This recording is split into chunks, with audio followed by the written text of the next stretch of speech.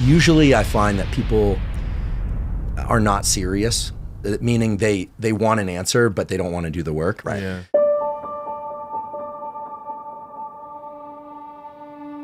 Dr. Huberman's message is clear. Having dreams is great, but it's the effort that counts, you know? You can't escape hard work needed to achieve your goals, but you gotta be willing to accept those hits, to take them and make the first step. So, let your dreams guide you, but let your actions define you. Believe in yourself, take action, and never give up. For that's the path to achieving your dreams. It's really simple. Can you not eat until 2 p.m.? I was like, yeah, I'm not hungry in the morning. I'm like, great, drink coffee, drink water, and in the morning get up and just get on, either run or get on some exercise bike and just pedal like someone's chasing you with a syringe full of poison. So, I mean, and the reason I felt any, sense of agency in giving this information is, yeah, I've done a bunch of different things in neuroscience related to vision and neuroplasticity and stress, but I've done some work and continue to do some work with special operations and some of these groups that are interested in how you use biology to improve human performance over long periods of time. Okay, so basketball players, military, these kinds of things. And so there's a pretty straightforward formula where when you've been asleep all night, your fuel reserves, like you've got fuel in your fat, you guys don't have any of that, but you got fuel in your fat, you've got fuel in your muscles that can be burned, and you got fuel in your liver. It's called glycogen. And when you wake up early, all of that is as low as it's going to be because you haven't been eating anything. Gotcha. And so if you exercise then, your body starts dropping into your body fat stores quicker. Look, do it fasted, and then continue to hydrate, and then eat your first meal in the afternoon. Dr. Huberman knows the importance of starting your engine in the morning to get rid of unwanted fat. Working with special operations, he understands the need to move and burn fuel. In this video, you're going to discover why it's crucial to kickstart your metabolism early. Very few people can just take the menu and just do it, right? Right. The beauty of being young is that neuroplasticity, your nervous system's ability to change in response to experience, to learn things, is at its absolute peak. However, you don't have that much control over your life when you're young, right? Especially when you're really young. As you get older, it gets harder to change your nervous system, but you can do it. But the advantage you have is that you can direct exactly what changes you want to happen. And so there are two different ways to change your nervous system depending on whether or not you're younger or you're older. And it's not like the gate drops right at 25. Okay. It just tapers off. If somebody is an adult, you can't change their mind. Right. You literally can't. They have to make the decision to do that. Parallel pathways, as the name suggests, are pathways. They could be neural pathways or hormonal pathways or otherwise that operate independently of one another to accomplish a common goal. First of all, I'm a big proponent and consumer of yerba mate. Yerba mate is a tea that can promote the release of glucagon-like peptide 1.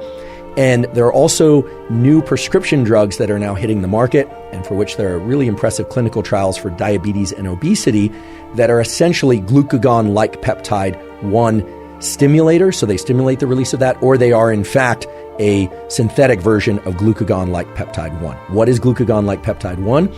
It is a peptide, which is a small little protein that can dramatically suppress appetite. So that's why these drugs are being explored and are showing quite impressive results for things like treatment of type 2 diabetes and other forms of diabetes, as well as obesity. So they lead to weight loss. Now, in terms of the yerba mate stimulation of glucagon-like peptide 1, that's going to be a much lower amount of glucagon-like peptide 1 that's released from drinking yerba mate, as opposed to, say, taking a drug that stimulates GLP-1 or taking a drug that is GLP-1. Nonetheless, I should also point out that yerba mate comes in a bunch of different forms. There is some concern about certain smoky flavored forms of yerba mate being carcinogenic. So that's why I avoid those forms of yerba mate. But for me, yerba mate is one of the preferred sources of caffeine. For me, I like the way it tastes. It does provide the sort of caffeine kick that I like to have early in the day for focus and for work and for exercise. And yet I actively avoid the smoked varieties of yerba mate because of the potential carcinogenic effects of the smoked varieties. Glucagon-like peptide 1, as I mentioned earlier, can suppress appetite. It does that by at least two mechanisms through parallel pathways. Glucagon-like peptide GLP-1 acts on receptors in the body in a portion of the nervous system called the enteric nervous system. This is a component of your nervous system that you don't really have control over. It's autonomic or automatic. GLP-1 binds to what are called intestinofugal enteric neurons. You don't need to know the name, but those neurons do two things. First of all, they cause some gut distension. So they actually make you feel full. This is incredible, right? A peptide, not actual physical food, but a peptide that stimulates neurons that cause changes in the so-called mechanoreceptors of the gut, of the enteric nervous system, and make people feel full. So it can lead to actually mild, or I suppose if levels of GLP-1 are very high, to major gut distension.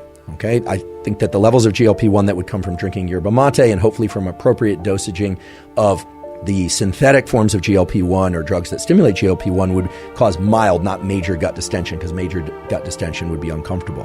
So GLP-1 is acting at the level of gut to increase gut distension, and by way of a pathway that goes from the gut up to the hypothalamus, this little cluster of neurons about the size of a marble that sits above the roof of your mouth, is also suppressing appetite through brain mechanisms. So this is really beautiful, right? You have a peptide, a small little protein that's released in the gut, and that release within the gut causes gut distension, which makes you feel full, and by way of neural stimulation of the hypothalamus, also activates neural pathways within the brain that trigger satiety, the feeling of having had enough food. So to me, GLP-1 is both impressive and important. Why? Because this recent category of drugs that's now hitting the market seems to adjust obesity or can help people with weight loss in order to help their health.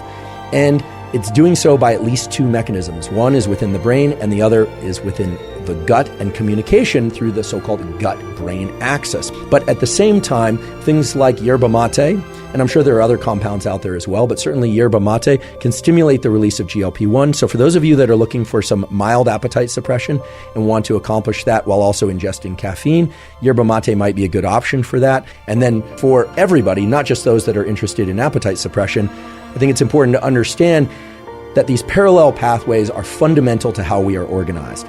Another good example of this would be when we are excited by something, positive or negative, so it could be stressful or we're positively aroused. There is a parallel activation of epinephrine, adrenaline, both from your adrenals and from an area in the brain called the locus ceruleus. So again and again, we see this in biology and in neuroscience, that your brain and your body are acting in concert. They're acting together through mechanisms that either are independent, so separately in the brain and separately in the body, but directed towards a common goal, or through communication between brain and body. And almost always, that communication is going to be bidirectional, body to brain and brain to body. Most of what you see out there on the internet focuses more on what you could eat and should eat or shouldn't eat. It concentrates on exercise, but the burn factor, your thermogenic environment, is one of the, if not the most important factors in this business of fat loss. What I'd like you to know is that this is a two-part process.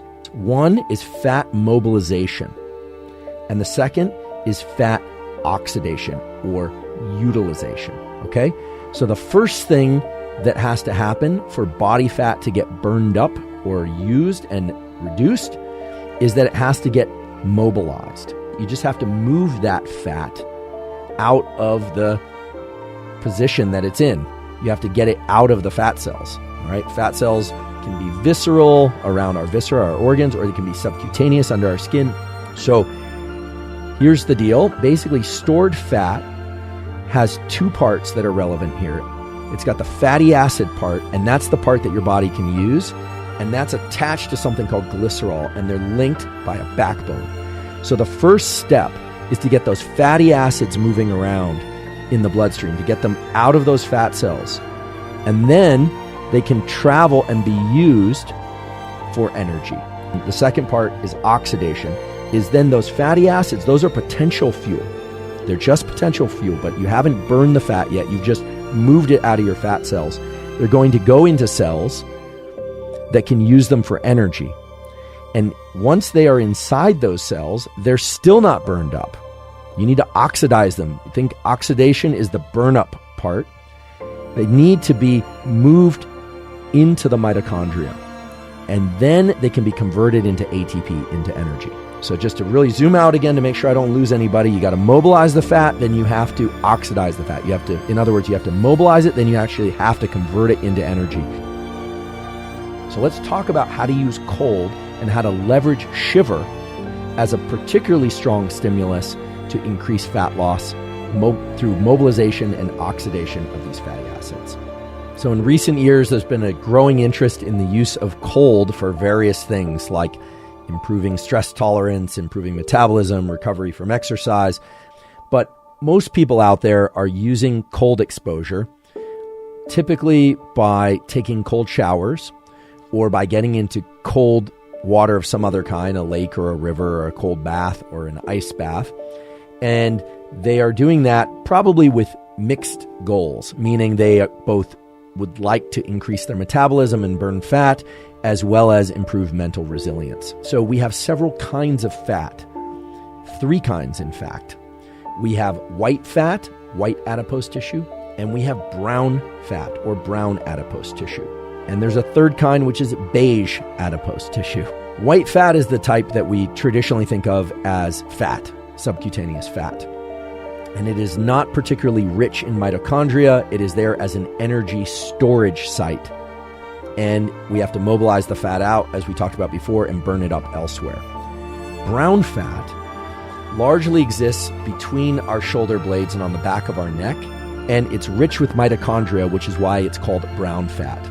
Beige fat is sort of in between. It's white fat that could be brown fat because it has some mitochondria in it, but not as many as brown fat. Now, cold exposure does several things. Making ourselves cold can allow us to build up mental resilience, because getting into cold of any kind, doesn't matter if it's a cryo chamber, doesn't matter if it's a cold day and you forgot your sweater or your parka, it doesn't matter if it's an ice bath or you're lying down in the snow. Cold causes the release of adrenaline from your adrenals, and it causes the release of epinephrine from these neurons that connect to fat. Now, the big effects of cold on metabolism and fat burning are going to be through 2 routes. One is that if you expose yourself to cold, you have the opportunity to trigger activation of brown fat, as well as to convert more beige fat into true brown fat. So you essentially create a stronger or a hotter furnace. That's the way to think about brown fat. It's like a furnace. And so with this principle that we started with of calories in versus calories burned, what you're doing is you're increasing the amount of burning, you're increasing the burn of energy by increasing the intensity of the heat inside you, so to speak. No matter who you are, it's probably not a good idea to be really large. It's actually, any large animal lives less long than the smaller version of that same animal. And it's because of the dosing of this one gene called insulin growth factor. Okay. So Andre the Giant died young. People that have acromegaly, you know, the forehead ridge and the huge hands, they don't live very long because all their organs are huge. Everything that extends your life has to do with keeping a lighter weight. Now, there's nothing wrong with putting on a little bit of extra muscle if you want to be stronger for whatever reason. Yeah. But when you get past a certain point, it does shorten your life. There's no question about it, because it's like a second puberty. Yeah. Right? And the fastest rate of aging that you will ever go through at any stage is puberty. You need sleep to replenish testosterone eventually. But the real question is, are you enjoying what you're doing? Dr. Huberman's enlightening revelation reminds us that our body's natural chemistry is a very delicate balance, wherein dopamine and testosterone levels are closely intertwined. This video offers invaluable insight into understanding the true value of maintaining that harmony. If you're viewing bright light in the middle of the night, you are suppressing dopamine release. If you're suppressing dopamine release, you are suppressing testosterone levels. Most people don't really understand how powerful this relationship is between light, dopamine, hormones, and all the great things that the sex steroid hormones do when they're available in your body in the proper ratios.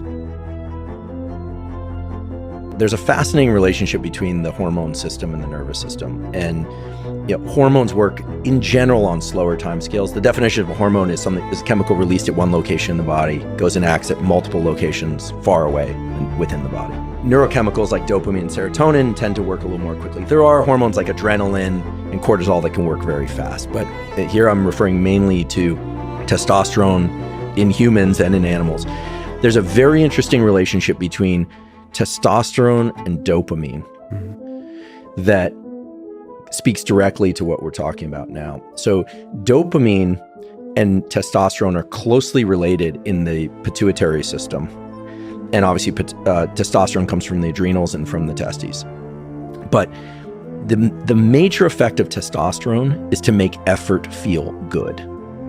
That's what testosterone does. It has other effects too, right? Reproductive effects, androgenizing parts of the body, etc. But it makes effort feel good. The testosterone molecule is synthesized from cholesterol. Cholesterol can either be made into cortisol, a stress hormone, or testosterone, but not both. So you have a limited amount of cholesterol, and it gets diverted towards stress or towards or this pathway where effort feels good. That's the pathway you want to get into. The anger pathway, if we were to just kind of play a mind experiment here, the anger eventually is going to divert more of that cholesterol molecule to cortisol and stress, and you will be slowly depleting testosterone. Now, going into this, you'll have plenty of testosterone, but after a couple days, there have been very interesting studies showing that testosterone doesn't necessarily drop with sleep deprivation. That's a bit of a myth. The takeaway from all of this is if you can just convince yourself, or ideally, if you can just enjoy yourself, you are going to maintain or maybe even increase testosterone stores, which will make effort feel good. And to me, aside from neuroplasticity, where everything becomes automatic after this experience, to me, that's the holy grail. When effort feels good, life just gets way better. And we're not talking about achieving the reward. I'm not talking about the end of this thing. I'm talking about the process of it feeling really good. Dr. Huberman's wisdom guides us to a path where effort becomes an exhilarating experience, unlocking your true potential. Imagine the boundless possibilities, the unyielding progress, and the unstoppable beast within that awaits realization. Through understanding and embracing the importance of effort, we can transform ourselves into the ultimate version of who we're meant to be. Hormones are powerful. The relationship between thoughts and hormones and these physiological things is enormous. I had a colleague that a few years ago, he was dying of pancreatic cancer, and I was interviewing him just because he's an important figure in our community and I was a friend. And there was one day where he told me, he said, I don't want to make it past the new year. And it was crushing for me to hear. And I knew that he had been on some androgen therapy for a whole set of other things. And I said, have you taken your androgen cream? And he was like, no, I haven't done it. Go get it for me. I have this on film. He takes it, he puts the androgen cream on. 10 minutes later, he says, you know what? I think I want to live into the new year, and I'm going to write 12 letters of recommendation. And he did. And so there's something about these molecules that in an ancient way, in all organisms, all mammals as far as we know, are linked to the will to live. They're linked to effort and making effort feel good, which has been fundamental to the evolution of our species. I always say, people think that the opposite of testosterone is estrogen, but it's not. The opposite of testosterone is prolactin, which makes us feel quiescent and not in pursuit of things, etc. Testosterone makes effort feel good. Estrogen makes emotions feel okay. Dr. Huberman emphasizes the significance of achieving a harmonious balance between estrogen and testosterone for our emotional well-being. This equilibrium paves the way for a stronger, more resilient emotional foundation, allowing us to navigate life's challenges with grace and fortitude. So just as there are behaviors that can increase testosterone, there are behaviors that can decrease testosterone. And one of the most well-characterized ones in humans is becoming a parent. Expecting fathers have an almost 50% decrease in testosterone levels, both free and bound testosterone. As well, their cortisol levels, a stress hormone, drop by almost threefold, which is incredible. And their estradiol levels double. So their estrogen levels double. So expecting fathers, many people have known, put on additional body weight. Everyone always thought that it's because they're eating in parallel with their pregnant wife. But it turns out that these effects of reduced testosterone, increased estradiol, and reduced cortisol can all be explained by an increase in prolactin. So not just in humans, but in other species as well, when the male and female of that species are expecting young, they lay down more body fat. The assumption is that this is to prepare for long nights of no sleep, which occurs in many species, not just in humans. So it's really interesting that this hormone prolactin can start suppressing whole categories of hormones, sex steroid hormones, and can start increasing whole categories of other ones. So we hear about the dad bod. There are a lot of explanations for the dad bod, but it is a well-known phenomenon that testosterone is going to drop, prolactin is going to increase, estradiol is going to increase in males and females that are expecting children. The other behavior that markedly reduces testosterone in both males and females and markedly reduces the desire for seeking sex and sex itself is illness. And many of you might say, well, duh, when people feel sick, they don't feel like seeking out mates, they don't feel like having sex. But have you ever wondered why that actually is? Well, it turns out that it can be explained by the release of what are called inflammatory cytokines. So cytokines are related to the immune system, they travel in the lymph and in the blood, and they attack invader cells like bacteria and viruses. And under conditions of illness, we make a lot of different cytokines. Some of them are anti-inflammatory, but some of them are pro-inflammatory. And the best known example of a pro-inflammatory cytokine is IL-6. And it's known that IL-6, when injected into individuals, will decrease the desire for sex and eventually will reduce levels of testosterone and estrogen, independent of feeling lousy. So the reason why people don't want sex when they're sick is because levels of IL-6 are increased. Now, this is important because as we start to think about the different ways to modulate the sex steroid hormones, so-called optimize the hormones, in short and put simply, inflammatory cytokines like IL-6 are bad for sex steroid hormones.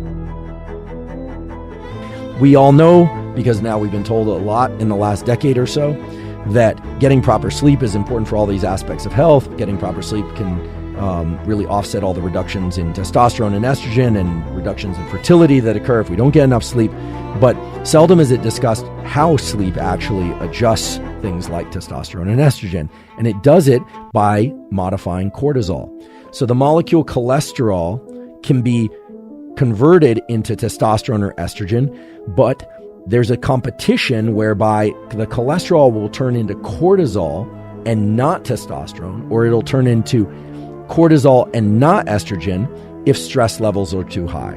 So the simple version of this is getting your breathing right during the waking hours, meaning primarily, unless you're working out really hard or there's some other reason why you're maybe eating or speaking, you need to be breathing through your mouth, you should be a nose breather. There's really good evidence for that now. And in sleep, you also want to be a nose breather because that's going to increase the amount of oxygen that you're bringing into your system and the amount of carbon dioxide that you're offloading. There are other positive effects of it as well, but you're basically reducing apnea. Breath holding in sleep leads to buildup of carbon dioxide and leads to increases in cortisol, which then decrease testosterone and decrease estrogen in negative ways across all sexes. Okay, so the simple version of this is get your breathing right. So how do you do that? How do you get your breathing right? Well, for some people that have severe sleep apnea, they're going to need the CPAP machine. This is a machine that you actually put on your face and it helps you breathe properly in sleep. In the daytime, the best way to get good at nasal breathing is to dilate the nasal passages because a lot of people have a hard time breathing through their nose. And one way to do this is to just breathe through your nose more. And one way to do that is that when you exercise, in particular cardiovascular exercise, most of the time, provided you're not in maximum effort, you should be nasal breathing. Becoming a nasal breather can have all sorts of positive effects by reducing cortisol, reducing apnea, and indirectly raising testosterone and estrogen in the proper ratios. So this might seem kind of foundational and indirect, but when you go into the scientific literature, it comes through as one of the most powerful things that you can do that is zero cost. It takes a little effort, but it's zero cost, and it has all these positive effects across the board, both cosmetic and in sleep and hormonal, etc. Viewing bright light within the first hour of waking, whether or not it's from artificial light or ideally from sunlight, has these powerful effects on sleep and wakefulness.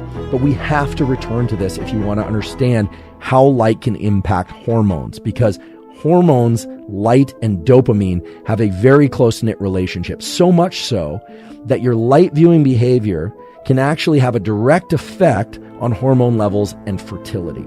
It can have a direct effect on hormone levels and libido. It can have a direct effect on hormone levels and your ability to heal quickly. Several species of animals, many species of animals, in fact, like rabbits and fox and various mustelids like ferrets and ermines, change their pelage color across the seasons. So dopamine has a precursor. That precursor is tyrosine, which is an amino acid, comes from food. But the precursor to a lot of the melanin-producing elements of cells that give pigmentation, including for the hair, is tyrosine and tyrosinase, an enzyme. So yes, the same amino acid-based pathway and many of the same enzymes that are devoted to dopamine and dopamine increasing the sex steroid hormones are devoted to giving pigmentation to the hair and skin. And this is why in the summer months, when days are longer, animals are breeding more. And this is also why in the winter months, when days are shorter, animals are breeding less. This is also why in humans, many people, not all, feel an elevation in mood in the spring and summer months because of the amount of sunlight they're getting is increased relative to the winter months. Increased viewing of sunlight, and it has to be to the eyes, it's not to the skin. Increased viewing of sunlight increases dopamine levels in the brain. Increased dopamine levels in animals and humans increases the amount of these melanocytes and the activity of these melanin-producing cells, which give pigmentation to the skin and hair, and indirectly increase the amount of testosterone and estrogen, and thereby reproductive behavior, feelings of well-being, social interactions, reductions in anxiety, etc. All of which should make sense based on what we've talked about already in terms of the biology and the impact of these steroid hormones on various aspects of the mind and body. This translates to the protocol of, if you want to optimize testosterone and estrogen, you need to get your light viewing behavior correct. It's not just about optimizing your sleep, which is also important. It's about getting sufficient amount of light in your eyes so you have sufficient levels of dopamine. It means getting anywhere from 2 to 10 minutes of bright light exposure in your eyes early in the day. It is not sufficient to do this with sunglasses unless you have to do that for safety reasons. It's fine to wear prescription lenses and contacts. If you can't get sunlight for whatever reason, you want to use bright artificial light. But that is absolutely critical for timing the cortisol release properly, limiting cortisol release to the early part of the day, getting increases in dopamine that are going to promote the production of testosterone and estrogen to healthy levels. The other aspect of light viewing behavior that's extremely important is to avoid bright light exposure to your eyes in the middle of the night. If you're viewing bright light in the middle of the night, you are suppressing dopamine release. If you're suppressing dopamine release, you are suppressing testosterone levels.